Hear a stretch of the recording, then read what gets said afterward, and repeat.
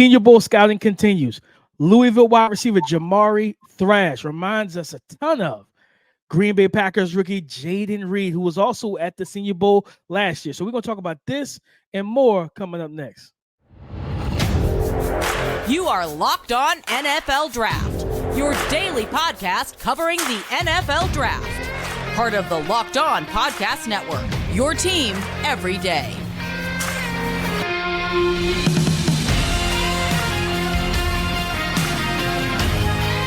What's up, Locked On family? Welcome back to the Locked On NFL Draft Podcast, your daily podcast covering your favorite draft prospects, part of the Locked On Podcast Network, your team every day. Guys, you already know I'm your boy Damian Parson, always on the ones and twos. You can find and follow me on X at DP_NFL. I'm a national scout and a senior draft analyst. And guys, thank you for making Locked On NFL Draft your first listen today and every day. Shout out for being out every day, as we love and appreciate y'all. But I got to kick this intro over to my guy, Mr. LSU himself, Keith Sanchez. You can find and follow him on X at The Talent Code. Keep talking to him, baby. What's up, Locked On family? This is Keith Sanchez, 2019 national champ with those LSU Bengal Tigers, man. And what the other side to this dynamic duo that we like to call the Locked On NFL Draft Podcast, where we talk everything college football, we talk everything NFL football, and we like to say that it all starts with the NFL draft. I want to say shout out to our everydayers. Thank you for tapping in with us each and every single day, man. Go hit that like button already, because I know this is an action-packed show. Comment throughout each and at the end of each segment. Make sure you drop your comments on YouTube, man. And if you're not subscribed to the channel, go ahead and subscribe to the channel. DP, we're talking Senior Bowl scouting, right? We're going to find those playmakers, man. We're going to find those guys, that are going to make big plays in the NFL next year, man. We're going to talk about the wide receiver Jamari Thrash from Louisville. We're going to talk about wide receiver Javon Baker. If that name sounds familiar, it's because he was an Alabama wide receiver, but now he's at UCF and headed to the Senior Bowl. And then we're going to talk about wide receiver Luke Mccaffrey, yes, the brother of Christian Mccaffrey. But DP, before we get started, man, why don't you hit him with our title sponsor? Today's episode is brought to you by Prize Picks. They are the easiest and most exciting way to play daily fantasy sports. Go to prizepicks.com/LockedOnNFL and use the code, all lowercase, LockedOnNFL for a first deposit match up to $100. Keith, Jamari Thrash, wide receiver out of Louisville, a guy listed at 6'1", 185 pounds, right? A young man that on the season this year, 97 targets, 63 receptions, 855 yards, averaging 13.6 yards per catch. And with Jamari Thrash, Keith, I think this is, as I said in the opening, this is a young man, in my opinion, he reminds me of Jayden Reed, where Jayden Reed, we see for the Green Bay Packers, do a lot of different things. He lines up outside. He can line up in the slot. He motions. He gets handoffs and wide receiver reverses and screens. But he also can create after the catches a route, from running routes and going transition from receiver to to runner and ball carrier. Excuse me. So I think the Senior Bowl is going to be big for him to try and put himself in a good draft space in such a loaded wide receiver class, Keith. Yeah, no, I agree 100%. And when I dove into Jamari Thrash, you have to understand it's a Georgia State transfer, right? The guy that played at Georgia State the past few years, and then he transferred to Louisville. And I thought that he picked up seamlessly, and he had certain traits that translated easily from, I guess, from the, I think they Sun Belt. I think Georgia State is in the Sun Belt, right, to the ACC. And he was able to have some high level reps, right, a real quality season, man. When I see, I agree with you, DP. When I see Jamari Thrash, I see a guy that is a fluid route runner, right? Like he understands route running and he knows that's where he's going to win. The one question that I did have with him was the ability to consistently push vertical, right? I think there's somewhat of a governor on there a little bit, to where I think it's a 4.5-ish type of 40. So I think he's probably going to be a guy that operates primarily in the slot. He can give you some outside value. But then also I want to ask you, did you see a certain offense when you watch some of them that you would like to see him more than others? Or do you think this is just a well-rounded wide receiver and you can plug him and play anywhere? I think I would like to see him, of course, like the low-hanging fruit is always the Shanahan's offense because the Sean McVays, the Shanahan's, because they get the ball to their guys in space, right? Designated routes, get to your spot, the quarterback's going to be on time, give it to you, and try to give you some opportunity for yards of the catch or to run after the catch, right? But I also think like kind of those, like a Ben Johnson offense, right? Where, Ben Johnson typically lives in like 11 personnel, kind of open concepts where it gives spacing to the receivers and the quarterback.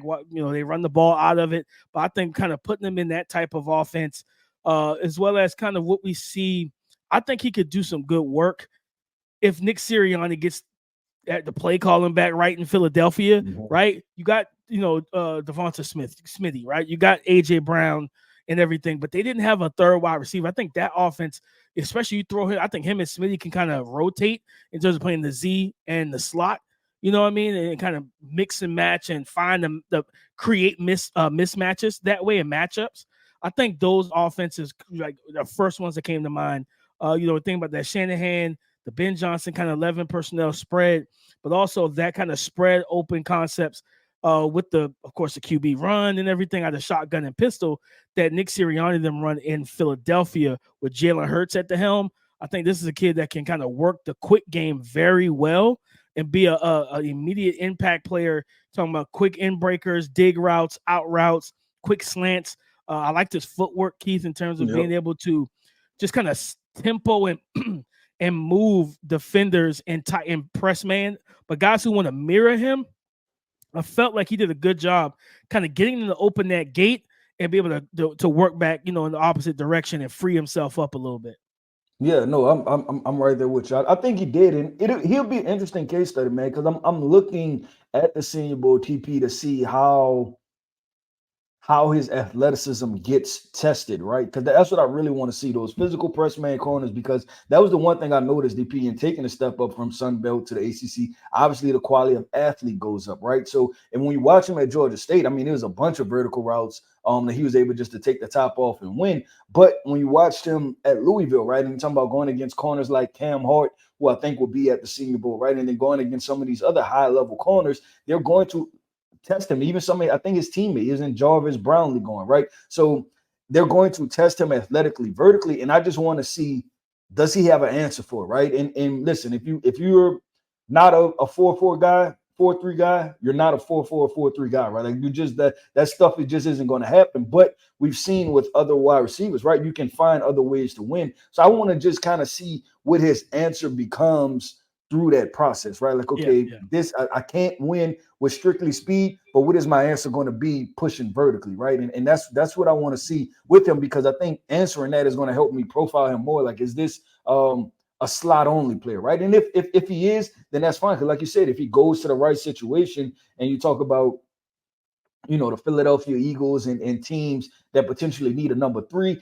I do think instinctually he has it, right? And what is a good thing is the fact that you already seen him step up in competition and he didn't shy away from it, right? You watched him go from the Sun Belt to the ACC and he didn't step away from that competition. So I feel good about it from that perspective. Yeah, and I mean, you mentioned the Senior Bowl. There's a lot of corners that, looking at that list of guys, and we've watched a good bit of them. These are guys who can stay stride for stride with him, man, that can crowd the line of scrimmage in one-on-ones, press him, be physical if they want to, or just, hey, can you beat us in the foot race? And that's going to be the question, Keith. But I had a comp that, because I know you did the deep dive on him.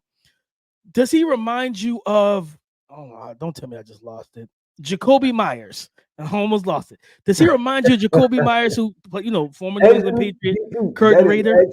That is actually a good comp. I could see that a whole lot. Jakobi Meyers, just one of those guys you watch and you're like, oh, this is a good little football player. And then you go through it and you're like, okay, I see the athletic potential limitations, but this is a good football player. I like Jakobi Meyers.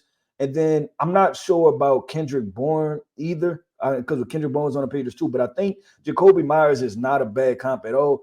because you see the savviness, you see the route running, you see that they're high level IQ players as far as their football intelligence. And that will allow them to make plays, just in NFL offenses. But yes, right, they kind of bump against that threshold of being number ones and number twos and things like that. So they kind of muddy the water a little bit as football players. So no, I like that. I actually like that comp a lot. I know you threw out the Jayden Reed one. I like the other one. I like Jakobi Meyers. I'm sorry. I like Jakobi Meyers comp a whole lot better. No, it literally just hit me because of just watching the evolution of Jakobi Meyers as a player. Guy that knows how to get open, but he's physically limited in terms of top end speed. But he's savvy. He just knows how to get open, get to his spots, and make plays. Well, yeah, with DP, we about to get into another savvy guy, man. We are going down to UCF, man, to talk about wide receiver Javon Baker coming up next. Today's episode of Locked On NFL Draft has been brought to you by PrizePicks. They are the easiest and most exciting way to play daily fantasy sports. It's just you against the numbers. Do you want to play alongside some of PrizePicks' favorite players like rapper Meek Mill and/or comedian Andrew Schultz? You can now find community plays under the promos tab of the app to view entries from some of the biggest names in the PrizePicks community each and every week. Guys, PrizePicks even offers a reboot policy so that your entries stay in play, even if one of your players gets injured. For football and basketball games, if you have a player who exits the game in the first half and does not return in the second, that player is rebooted. PrizePicks is the only daily fantasy sports platform with an injury insurance policy. This weekend on PrizePicks, I'm taking Lamar Jackson for over 212.5 passing yards versus the Kansas City Chiefs. So, guys, all you need to do is go to prizepicks.com/LockedOnNFL and use the code LockedOnNFL for a first deposit match up to $100. UCF wide receiver Javon Baker, former commit to Alabama, but he was in a loaded wide receiver room. And why would you wait when you can go and play immediately somewhere else? The game of football has changed in college football, guys, but listed at 6'1", 208 pounds.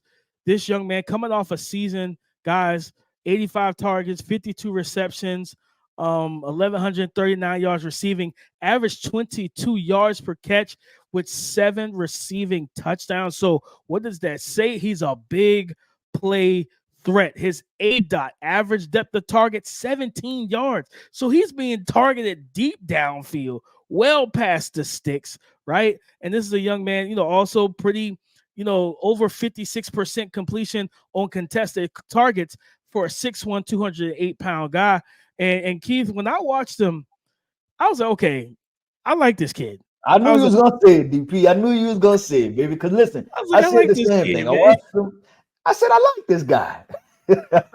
This young man, like the route running, like we always talk about tempo of releases, the nuance, the intellect of how to win.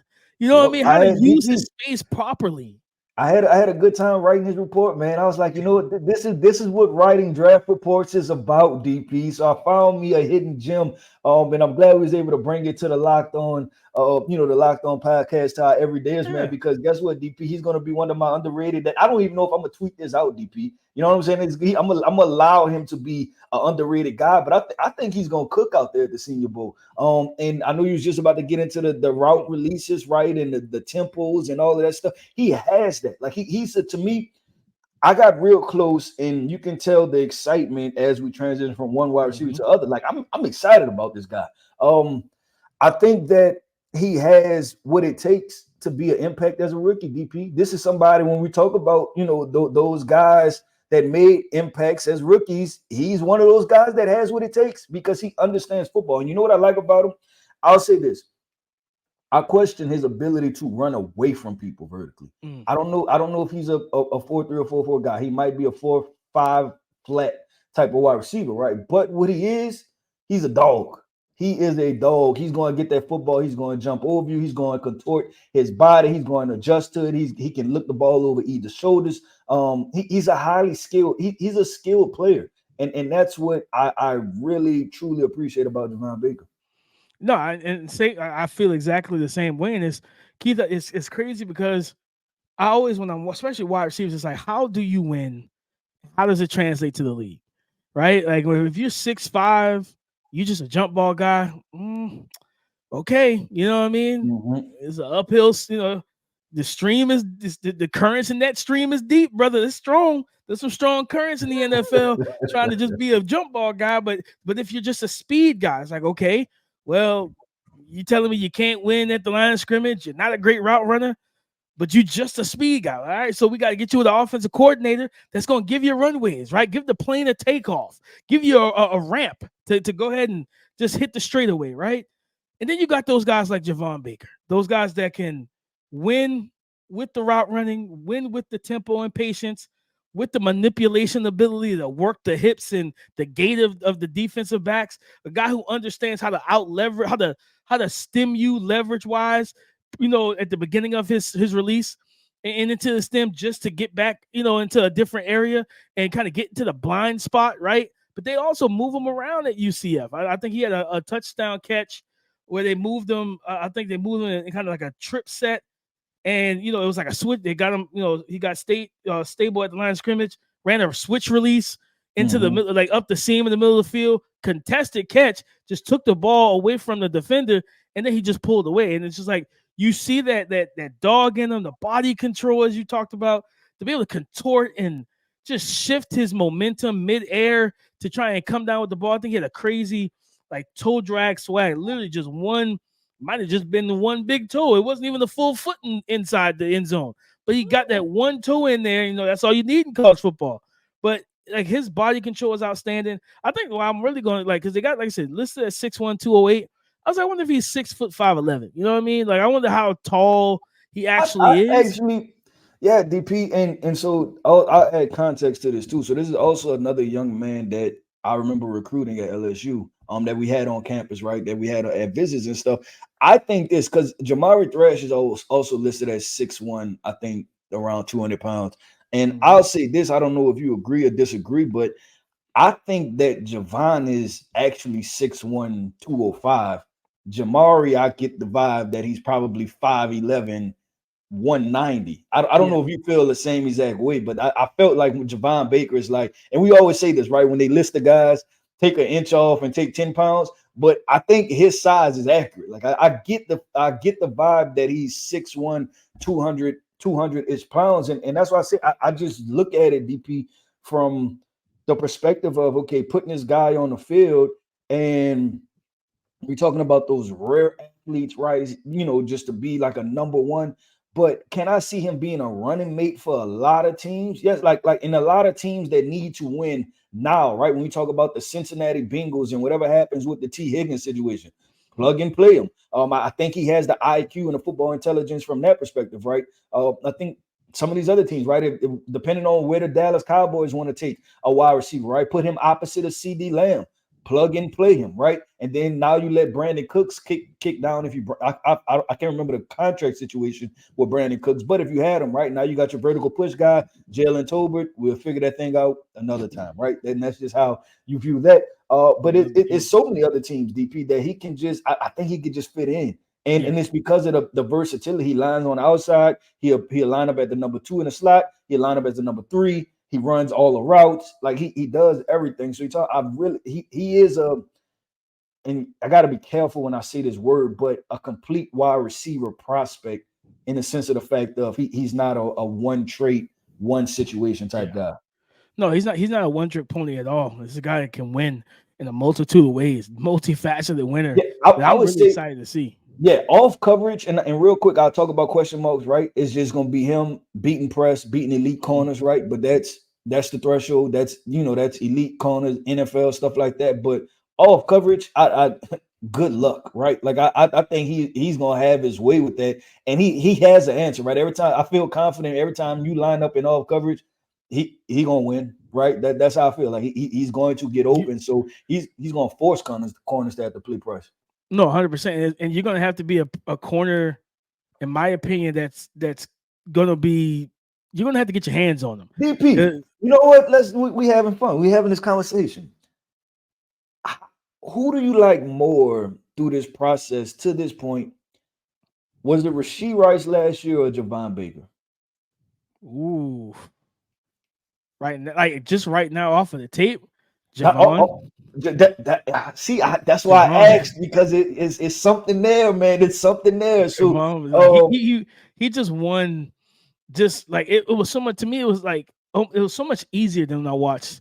I watched Rashee Rice win, but it was like, man, he's strong, physical. yeah, You know what I mean? Catch point guy, run after the catch, fighting through contact and stuff. Where I see Javon, I see smoothness, I see crispness, because I see a guy that's like short area quickness. yeah. Like it's The just only reason different. I asked that was because I thought about the Chiefs potentially needing a wide receiver, right? And if you like him, going after him, and I just was asking, I'm like, okay, redundant skill sets. I wouldn't want it to pair with Rashee Rice, but I do think they're different. I think Javon is different. But DP, let's keep this thing going, man. And we're going with a guy who has an NFL name, right? You're talking about NFL lineage, right? As far as the father played NFL, now the older brother is Christian McCaffrey, right? Then you're up next. And we're talking about wide receiver Luke McCaffrey out of the University of Rice. Passion, drive, patience. What brings home the winning trophy is also what keeps your ride or die alive. eBay Motors has everything you need to maintain your vehicle and level it up to peak performance. From superchargers, roof racks, exhaust kits, LED headlights, and so much more.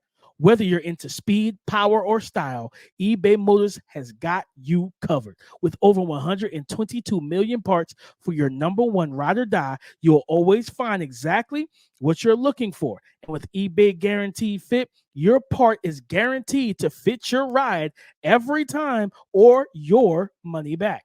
Guys, because with eBay Motors, you're burning rubber and not cash. With all the parts you need at the prices you want, it's easy to turn your car into the MVP and bring home that win. Keep your ride or die alive at ebaymotors.com. Keep your ride or die alive at ebaymotors.com.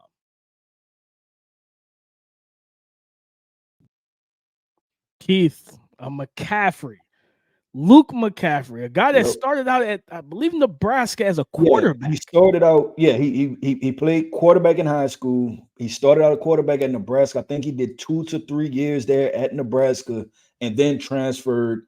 Played 1 year at quarterback at Rice, I believe, and then he finished the last 2 years at wide receiver. I'm sorry, for Rice. If I think I have that correct. The entire, I believe so, Keith, and a guy that listed at 6'2", 215 pounds, and I'm excited to see how you feel about him, because we never talked and we have this we never organic talked about him off air for the first time. Yeah, so I want to know how you feel about him. I liked what I saw from him. I saw a guy that used tempo, and is he the most dynamic athlete? No, but it's always like it's crazy as people worry about that, right?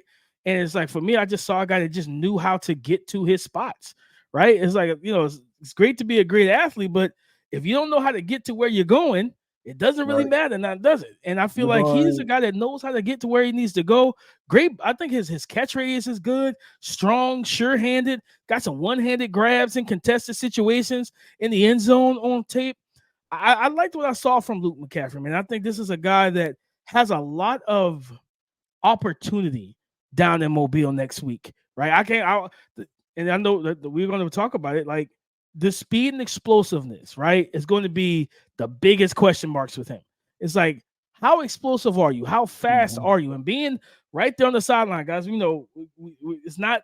Listen, I promise you, when we say this, we're not flexing. We just want to remind y'all that we're going to be on the sideline. We're going to be on the field. So we're going to be right up close to be able to get a grasp for one. I want to know how big is his frame as well, like the arm length, everything. Like, how explosive off the line can you be? Now, he does use he kind of tempos his releases, where I think it was like a high red zone fade where kind of just really slow played the guy, foot fired, kept climbing into his airways, and then broke outside and got into his route. Guy tried to squeeze into the sideline, but DB's eyes is on Luke. Luke never flashes his hands until it's right at the last minute. He's got some savviness to his game, which I'm not surprised, knowing what his lineage is and where he comes from and who his dad and his brother are. But I liked what I saw from him, Keith. I think he's going to have the opportunity to really kind of solidify himself and open eyes to the NFL and from a lot of the media. Like, hey, man, I know this is a big, athletic, explosive group of wide receivers, but don't forget about us savvy guys. Like, don't forget about us savvy guys. Yeah. So I was confused, right? I was confused, and I thought that it was a very confusing watch, man. And from the perspective of you were trying to gauge a lot of different things, right? Like, okay, how is his route running? And I thought that it was good, but I also thought that it could be cleaned up, right? How is his speed, right? You felt like it was good, but I'm not quite sure if he's explosive, right? But the results were there, right? Like you seen this guy go over defensive back after defensive back, make spectacular catch after spectacular catch, right? And you're just like, okay, the process to getting to the end is crazy, but the ending is good, right? And that's why I was like, you know what? This is a guy that I always, say highlight, soft circle. I have to draw like a big circle around his name to make sure that I pay attention to him, because the film showed me that he's a football player, right? Now I have to go to the Senior Bowl, DP, and identify, is he a slot only guy? Can he play on the outside? How good is his speed, right? Because there was sometimes I think I watched the film and I felt like this was a former quarterback running. And then sometimes I watch the film like, okay, this is a good athlete, right? So just trying to figure out and gauge different things. Watching him, I knew after I completed the evaluation, DP, that he was a football player and definitely a draftable guy and a guy that could contribute in the NFL. Now I just want to be able to take that next step, and then that's what I'm going to be looking for at the Senior Bowl to identify who he is as a prospect, right? Like exactly where do I want to peg him and where do I want to play him and what situations do I want to put him in? Yeah, that's going to be the big thing, is figuring out where he where he's going to be able to live in the NFL wide receiver room, right? You go to 10 and 11 personnel.